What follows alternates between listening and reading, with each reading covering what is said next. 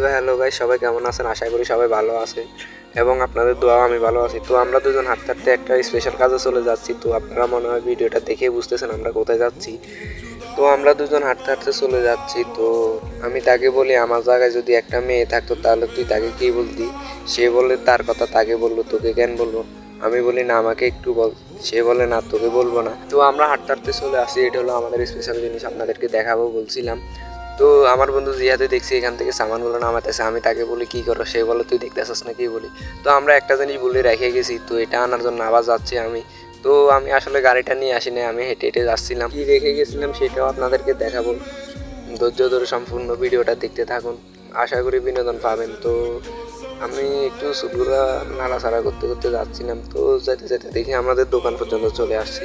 তো আমি দোকানে ঢুকে আমাদের শল আর স্পিরিট লেভেলটা নেওয়ার জন্য বাক্সাটা করলাম।